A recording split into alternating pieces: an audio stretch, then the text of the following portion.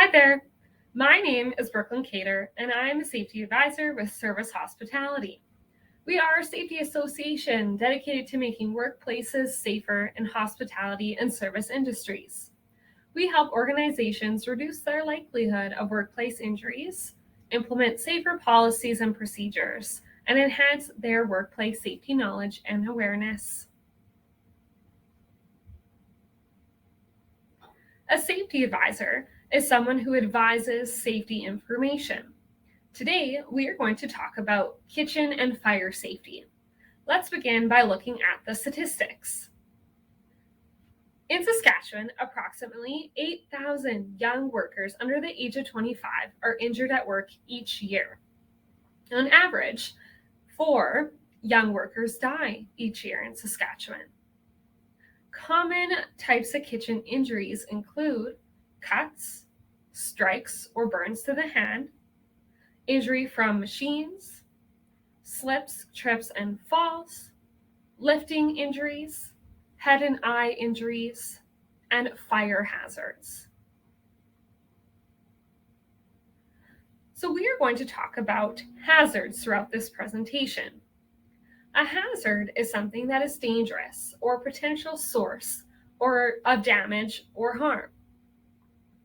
So when we think about the kitchen, different kind of hazards a person may be exposed to could look like chemicals, slips, trips, and falls, sharp objects, and also fire and burns.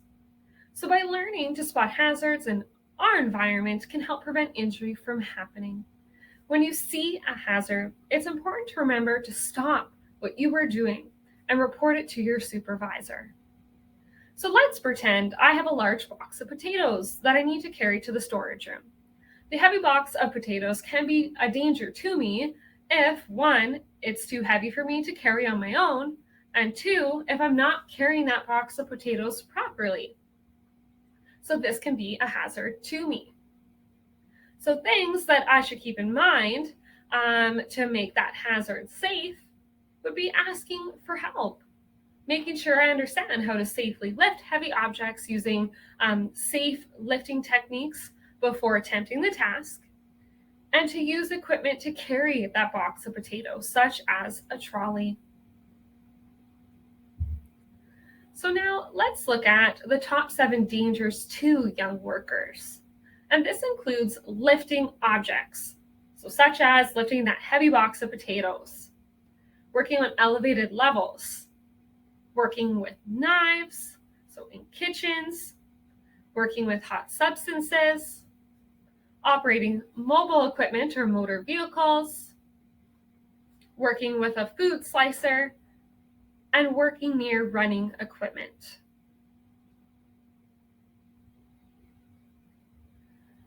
So did you know slips, trips, and falls is the number one way on how a person may get hurt, if that's at home, could be at school, and even in the workplace. So now I want to talk about how slips, trips, and falls could happen in the kitchen and what could be the cause.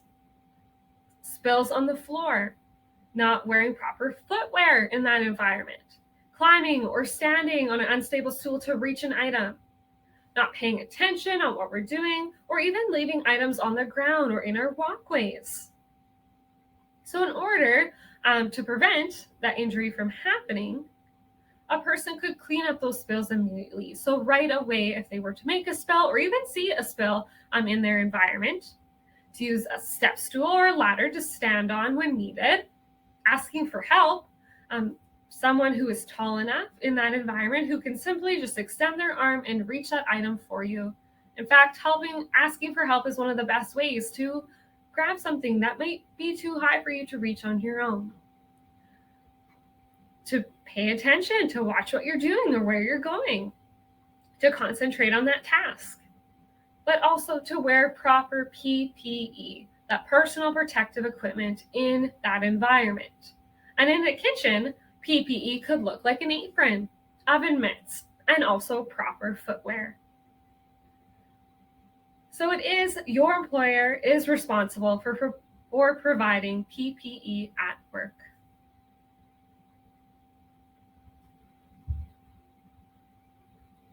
First aid. So we want to prevent injuries, but if they do happen, we need to be prepared to handle them. So workplaces should have at least one certified first aider on shift at all times. So one person who has been trained and knows what to do if anything was ever to happen. Employers, contractors, and owners must provide first aid training and first aid supplies available at their workplace. A first aid risk assessment is required in the workplace to determine the minimum requirements for first aid supplies and equipment needed.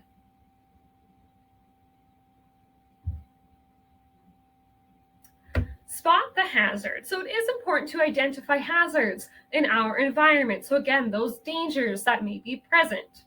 So I want to take some time to practice spotting hazards. And I'd like you to identify the hazards you see in the picture and label them on what type of hazard it may be. And then how could you fix that danger to prevent injury from happening? So possible types of hazard could look like chemical, lifting or ergonomic, slip, trip, or fall, fire, cuts, or also burn. So let's flip the slide here, and I'd like you to take a look at this environment. And this would be a great opportunity to pause the video and try spot some hazards that you see.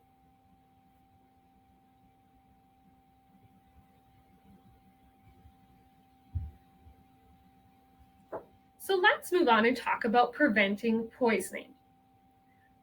So when we talk about the term poison, it means anything that can harm by entering the body, usually by consuming it. So putting it in our mouth, swallowing it, or through breathing it in, or through skin absorption. So when it comes to preventing poisoning, it is important to remember and keep in mind that dangerous products and chemicals should be stored at shoulder height or below. To properly label all cleaning products, including dangerous products. If anything was ever to happen, there is a post toll-free poison control number, which is the 1-800 number you see on the screen, but also calling 911 for assistance. These are two very valuable resources to know and have if anything was ever to happen, and that the poison control number should be somewhere visible where all members in that environment can see it. To be aware and mindful that there could be dangers in every room. And lastly, to stop what you're doing if you're unsure if a situation is safe, and to go ask for help. WHMIS. Okay, so the term WHMIS stands for Workplace Hazardous Materials Information System. And WHMIS is training required if you work with chemicals or around chemicals. So WHMIS teaches how to identify hazardous chemicals and materials, how to protect yourself and use them safely, and also what to do if an accident happens. So our friends at Safety in Schools offer a free WHMIS safety course for high school students. Preventing fires and burns. So some ways to prevent fires and burns from happening is knowing the rules of using those hot appliances, the oven, the stove in our environment. To have a working alarm or smoke detector, to perform those regular checks to ensure that it is working. Turn off all hot appliances when not in use to ensure that they're turned off. Know the rules of using those hot appliances, and all staff must know fire safety rules and procedures at work. And lastly, to be familiar with the fire safety rules and procedures, to have a fire escape plan.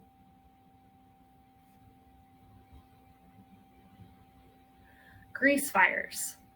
So when it comes to grease fires, ways to prevent hazards could be cleaning equipment frequently.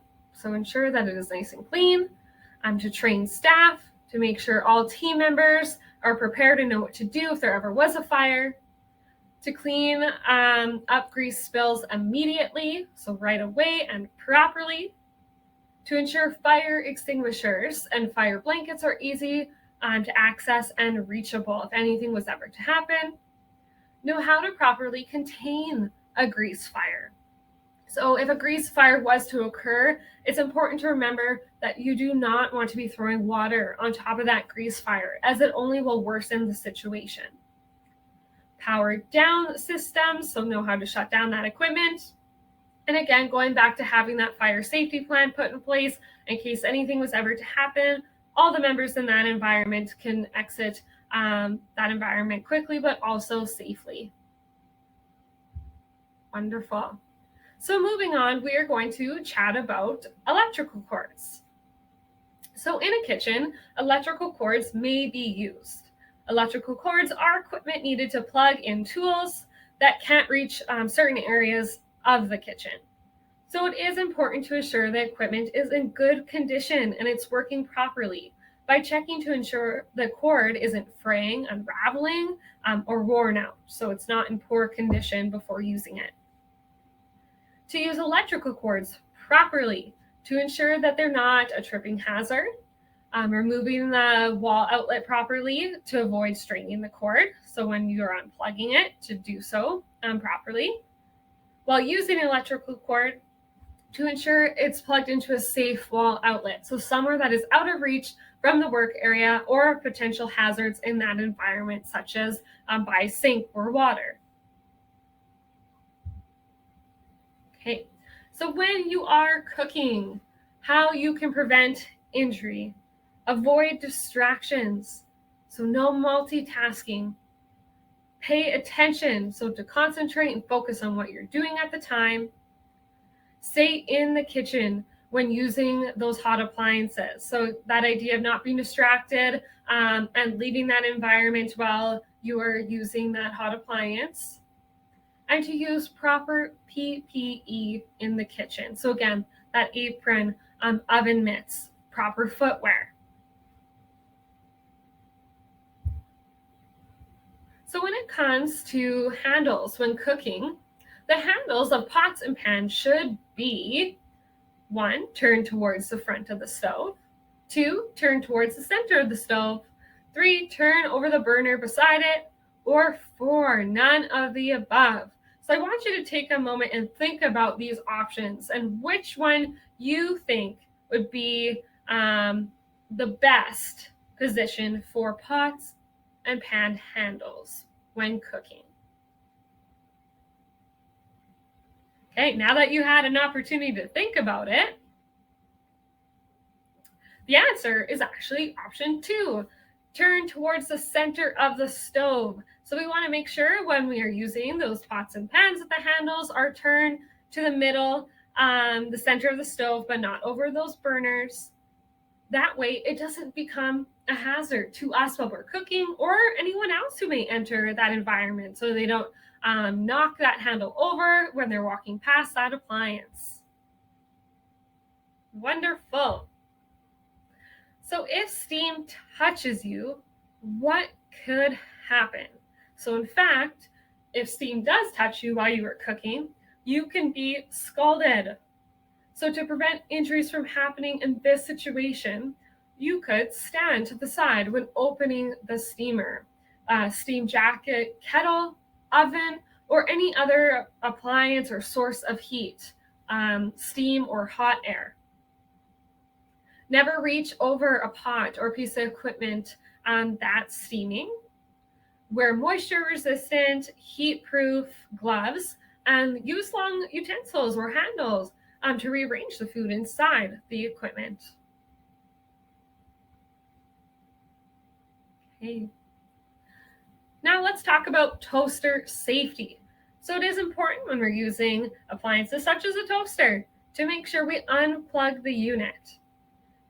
To raise and lower the toaster control lever to loosen the control, to raise and lower the toaster control lever to loosen the jammed food.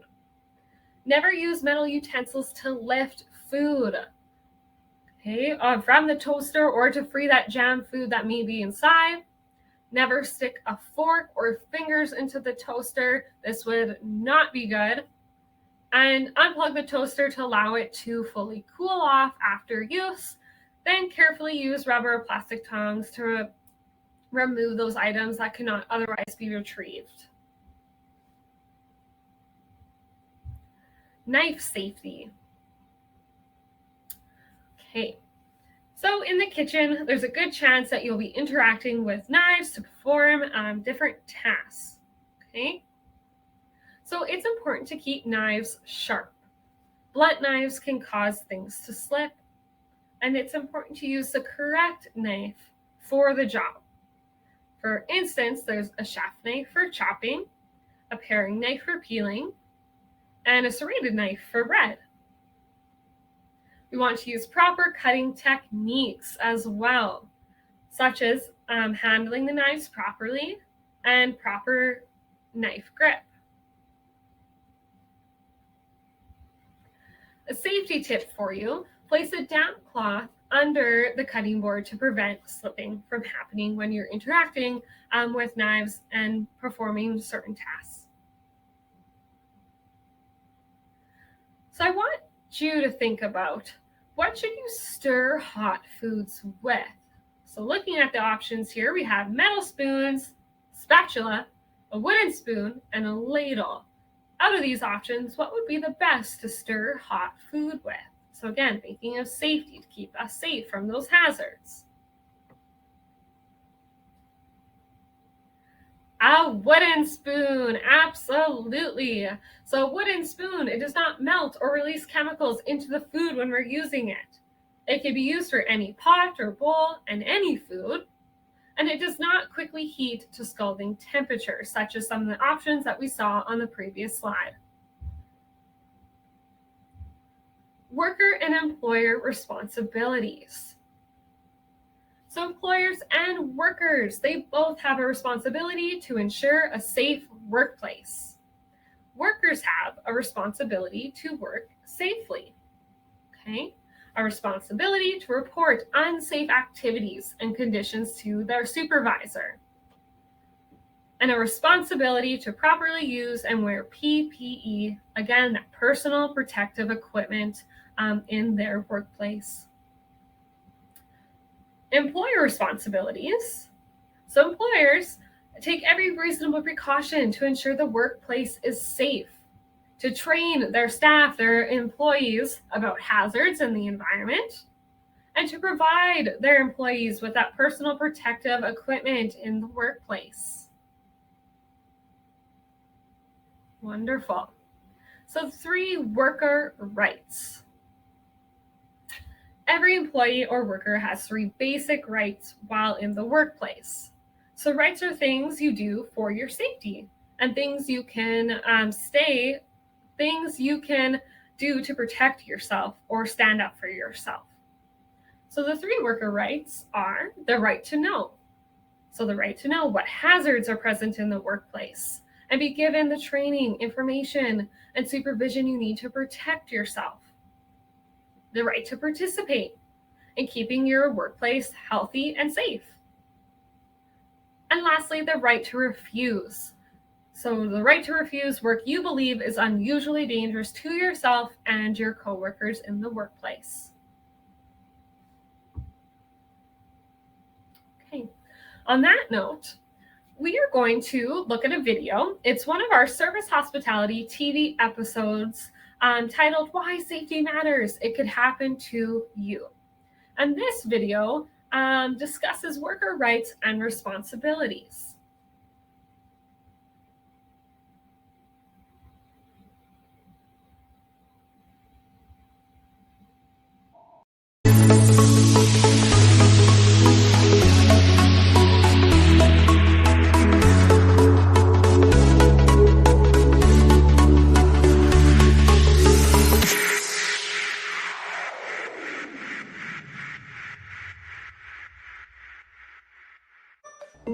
Pay attention, people! The 3 rights and the 3 responsibilities may save your life one day.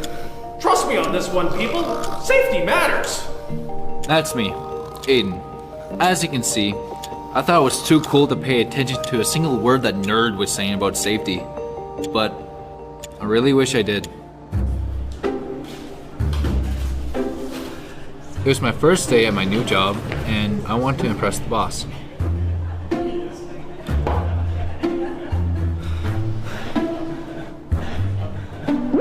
You have the right to know about the hazards in the workplace and how to protect yourself from those hazards.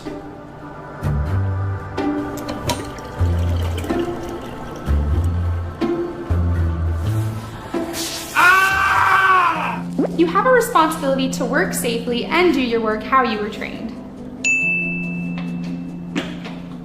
The next day at work, I was carefree as a kitten without a worry in the world, because I haven't yet learned the importance of putting safety first. You have the right to refuse any unusually dangerous work.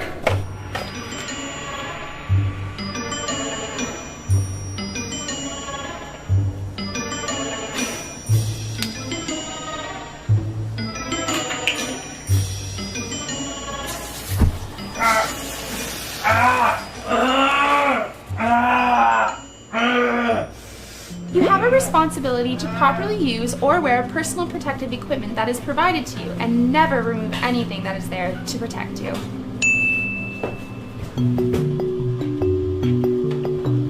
You'd think by now that I would learn something about safety, but on my last day at work, I was still tuned out to the many dangers around us. You have the right to participate in health and safety activities within the workplace.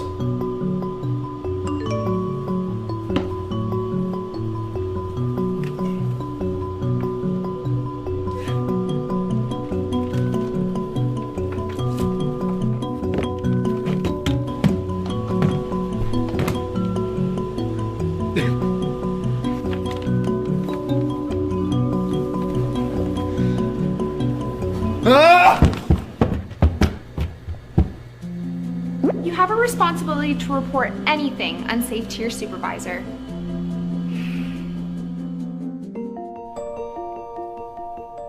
Here's what's worth knowing.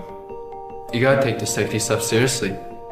Trust me. I learned the hard way. You don't have to. One stupid decision or a rush job can mean all the difference in the world. So remember, watch your back and your coworkers too. You never can be too cool to care.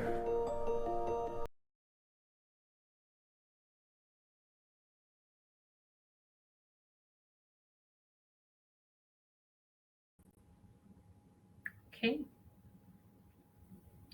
So the best way to prevent injuries is to be proactive, spotting hazards and reporting them before anyone gets hurt. So in the workplace, regular inspections can help eliminate hazards and prevent injury.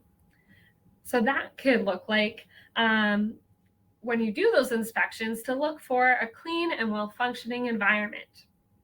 Check in on worker concerns, see how everyone is doing, how they feel. Are there any worker concerns?